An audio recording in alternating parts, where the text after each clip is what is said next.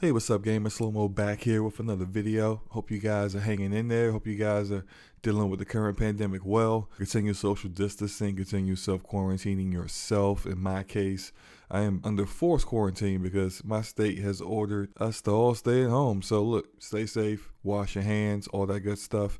Let's get into the point of the video though. And that is unfortunately yet another Gearbox scandal. So yet another example of how Randy Pitchford is kind of a bad person. If you aren't aware, Kotaku broke a story yesterday that detailed how Gearbox devs who worked on Borderlands 3 were not getting anywhere near the promised bonuses they were told they would be getting. Now, all this is coming from very disgruntled developers and not being collaborated by anyone in Gearbox leadership, but considering the history of this company and its CEO, we should probably consider these allegations to be likely true. Now remember, this is the same developer that stole money from Sega in order to fund Borderlands 1 and 2, the same developer that released one of the worst games ever created in Aliens Colonial Marines. The game was so bad it resulted in a class action lawsuit, considering how the final product barely resembled what customers thought they were getting. And of course, this is the company that has kept the CEO in charge, who has been accused of stealing money from the company and verbally and physically assaulting employees. Look, I don't care how many lame magic tricks this guy tries to pull, you can't make that kind of stuff disappear. So considering all of that, we should probably give these allegations a little bit more weight than we usually would from just any old developer. Now, it appears Gearbox has reneged on the big bonuses the developers of Borderlands 3 thought they were getting. Gearbox's pay structure is like this. You take lower than average industry salaries. In the case of Gearbox, they are averaging $60K annually, with the back-end payout of potential hundreds of thousands of dollars in bonuses. Now, apparently, the developers who worked on Borderlands 2 were paid very handsomely in their bonuses. You would think a game like Borderlands 3 that sold 5 million in less than a week at launch would have no problem hitting the sales benchmark necessary for their developers. Wrong. According to developers, Pitchford told them that their bonuses would be smaller than expected because of the unexpected costs that came with Borderlands 3's development. Most notably having to switch from Unreal Engine 3 to Unreal Engine 4, how large the company has grown due to a second studio in Quebec, and their sales projections have been off base.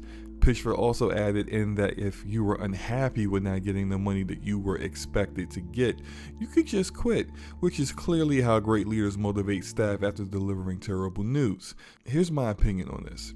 This is terrible management, and sooner or later, hopefully sooner, Randy Pitchford will go. He needs to go. In my opinion, Gearbox has relied on the overall gaming community's love of Borderlands, and if it wasn't for that franchise, Gearbox likely would not even be around today. Name a non-Borderlands game they've made that has been a hit. Name one. And I'm not talking about times when they've taken over other companies' IP or made a decent DLC to follow up on other better developers' work. I'm talking about actually creating, developing, and nurturing their own IP outside of Borderlands. It seems to me that despite how beloved the franchise is to gamers, Gearbox management only sees it as a cash cow to prop up their other business ventures. Borderlands 2 has been ported to every single platform you could think of, almost as many times as Skyrim, resulting in the game generating more than 20 million copies sold worldwide. And this has allowed Gearbox to become a small-time publisher in this industry. So far, they published AA games like Trover Saves the Universe, Risk of Rain 2, We Happy Few, and soon-to-be PS5 timed exclusive Godfall.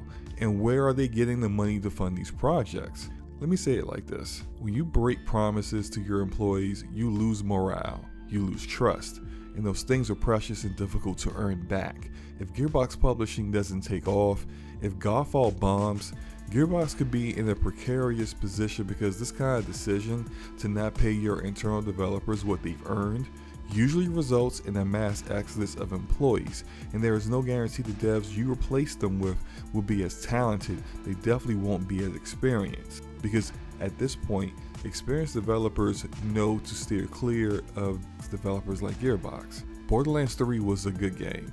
Unfortunately, not as good as Borderlands 2, and so probably won't have the legs of Borderlands 2. So they're going to really need to make sure that those games that they're publishing deliver, because internally they're not going to be able to rely on Borderlands to be their revenue generator and generate all these other projects to the detriment of their own staff. And regardless of all of that, you have to deliver on your promises, or your words will no longer carry any weight. What do you guys think of Gearbox not paying out the promised bonuses to Borderlands 3 developers? Let me know in the comment section below. Hit the like button if you liked the video, hit the dislike button if you didn't, it's all good. And hit the subscribe button if you want more videos on my opinions on gaming topics in the future. Peace.